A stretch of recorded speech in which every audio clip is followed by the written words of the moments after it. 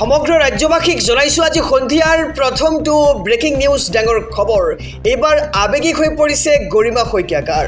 জুবিনক শাৰীৰিক আৰু মানসিকভাৱে বহুত কষ্ট দিলে আৰু দোষীয়ে কঠোৰ শাস্তি পাবই লাগিব বুলি এক প্ৰকাৰ সংবাদ মাধ্যমৰ আগত আৱেগিক হৈ কেতবোৰ মন্তব্য কৰিছে জুবিন গাৰ্গৰ মৰমৰ পত্নী গৰিমা শইকীয়া গাৰ্গে।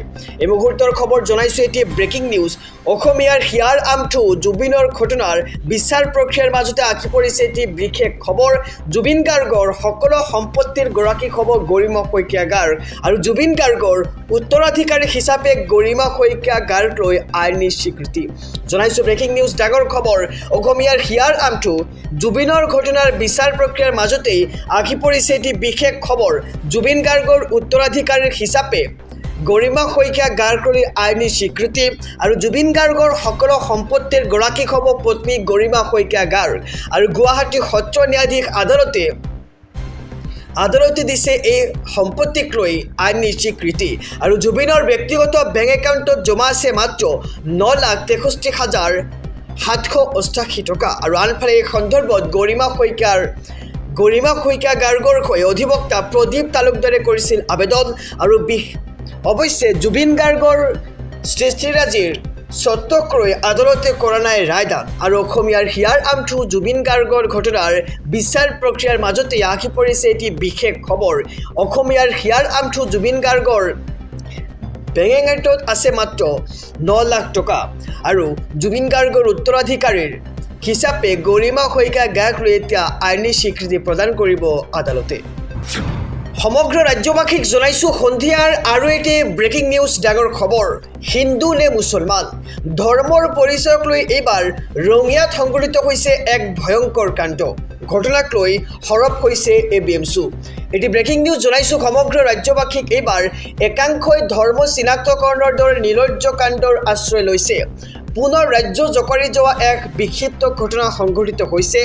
উগ্ৰ হিন্দুত্ববাদী নামধাৰী সংগঠনৰ কাণ্ডক এইবাৰ ABMCৰ তীব্ৰ গৰিহণা। জনাইছোঁ এটি ব্ৰেকিং নিউজ ডাঙৰ খবৰ। হিন্দু নে মুছলমান ধৰ্মৰ পৰিচয়ক লৈ এইবাৰ সংঘটিত হৈছে এক ভয়ংকৰ কাণ্ড। পুনৰ ৰাজ্য জোকাৰি যোৱা বিক্ষিপ্ত ঘটনা সংঘটিত হৈছে এইবাৰ ৰঙিয়াত। একাংশই ধৰ্ম চিনাক্তকৰণৰ দৰে নিৰ্লজ্জ কাণ্ডৰ আশ্ৰয় লৈছে। উগ্ৰ হিন্দুত্ববাদী নামধাৰী সংগঠনৰ কাণ্ডক এইবাৰ ABMCৰ তীব্ৰ গৰিহণা।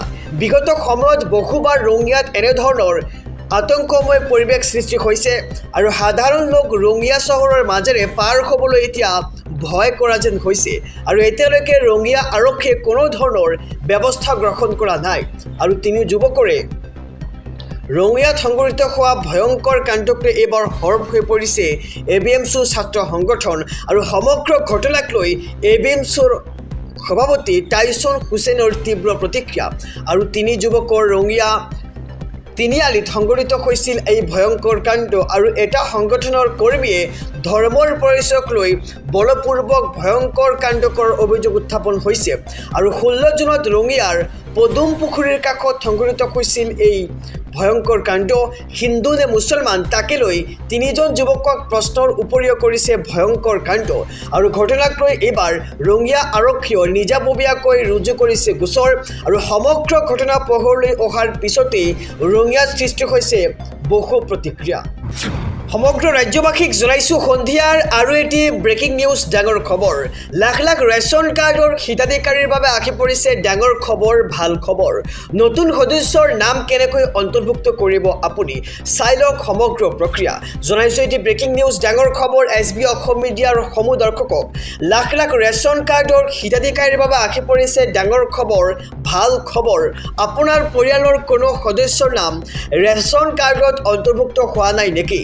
শীঘ্ৰে কৰক আপুনি আবেদন।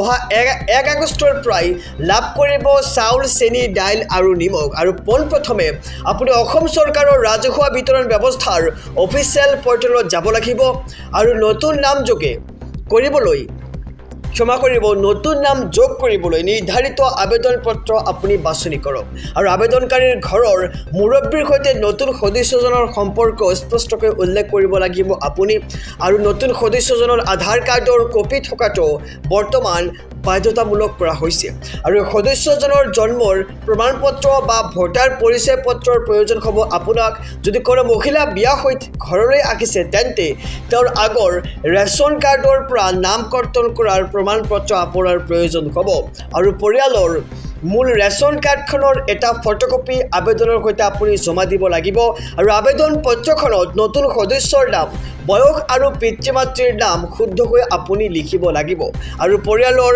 মুৰব্বীৰ শেহতীয়াকৈ পাছপোৰ্ট সাইজৰ ফটো এখনৰ আপোনাৰ প্ৰয়োজন হ'ব লগতে সকলো নথিপত্ৰ শুদ্ধকৈ সংলগ্ন কৰি আপুনি ওচৰৰ যোগান বিভাগৰ কাৰ্যালয়ত জমা দিব পাৰে আৰু অনলাইন যোগে আপুনি ওচৰৰ কমন সাৰ্ভিস চেণ্টাৰ অৰ্থাৎ CSCত গৈ আপুনি কৰিব পাৰিব আবেদন আৰু সংশ্লিষ্ট বিভাগীয় বিষয়াৰ দ্বাৰা আপোনাৰ নথিপত্ৰসমূহ পৰীক্ষা কৰা হ'ব আৰু সকলো তথ্য সঠিক থাকিলে অতি কম দিনৰ ভিতৰতে আপুনি লাভ কৰিব নতুন সদস্যৰ নাম অন্তৰ্ভুক্ত কাৰ্ডখন সমগ্ৰ ৰাজ্যবাসীক জনাইছোঁ আৰু এটি ব্ৰেকিং নিউজ ডাঙৰ খবৰ নিট ইউজিৰ কেলেংকাৰীৰ বাবে জগৰীয়া শিক্ষকহে দেশৰ বেয়া চিন্তা কৰাসকলে প্ৰতিবাদ কৰি আছে আৰু এইবাৰ কংগ্ৰেছ জনতা পাৰ্টিক ঠকা হৰকা কৰিছে ধৰ্মেন্দ্ৰ প্ৰধানে আৰু লগতে কৈছে যে শিক্ষামন্ত্ৰী পদৰ পৰা তেওঁ কেতিয়াও পদত্যাগ নকৰে আৰু প্ৰথমবাৰলৈ মুখ খুলিছে এইবাৰ শিক্ষামন্ত্ৰী ধৰ্মেন্দ্ৰ প্ৰধানে জনাইছোঁ এটি ব্ৰেকিং নিউজ ডাঙৰ খবৰ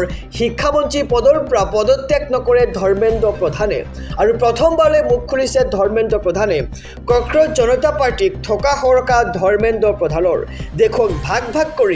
দেশক ভাগ ভাগ কৰিব বিচৰাসকলকে প্ৰতিবাদ কৰি আছে আৰু দেশৰ বেয়া চিন্তা কৰাসকলে প্ৰতিবাদ কৰি আছে বুলি মন্তব্য কৰিছে এইবাৰ ধৰ্মেন্দ্ৰ প্ৰধানে জনাইছোঁ ব্ৰেকিং নিউজ যন্তৰ মন্তৰত প্ৰতিবাদ কৰাৰ প্ৰতিবাদকাৰীৰ ভিতৰত কিমান ছাত্ৰ আছে তেওঁ প্ৰশ্ন কৰিছে এতিয়া আৰু যন্তৰ মন্তৰত কোনো ছাত্ৰ ছাত্ৰীয়ে প্ৰতিবাদ কৰা নাই টুকুৰে গেঙে প্ৰতিবাদ কৰি আছে বুলি মন্তব্য কৰিছে এইবাৰ শিক্ষামন্ত্ৰী ধৰ্মেন্দ্ৰ প্ৰধানে আৰু নিট ইউজিৰ কেলেংকাৰীৰ বাবে জগৰীয়া শিক্ষকহে আৰু শিক্ষামন্ত্ৰী পদৰ পৰা পদত্যাগ নকৰে ধৰ্মেন্দ্ৰ প্ৰধানে লগতে তেওঁ কৈছে যে যিবোৰ ছাত্ৰ ছাত্ৰীয়ে পৰীক্ষা দিছে তেওঁলোকে কেতিয়াও প্ৰতিবাদ নকৰে আৰু টুকুৰে গেঙে প্ৰতিবাদ কৰি আছে আৰু টুকুৰ যিসকল গেং আছে তেওঁলোকে প্ৰতিবাদ কৰি আছে বুলি মন্তব্য শিক্ষামন্ত্ৰী ধৰ্মেন্দ্ৰ প্ৰধানে আৰু যিসকল শিক্ষকৰ ওপৰত বিশ্বাস আছিল সেই শিক্ষকে বিশ্বাস ভংগ কৰিলে আৰু মন্তব্য কৰিছে এইবাৰ কেন্দ্ৰীয় শিক্ষামন্ত্ৰী ধৰ্মেন্দ্ৰ প্ৰধানে আৰু শিক্ষামন্ত্ৰী পদৰ পৰা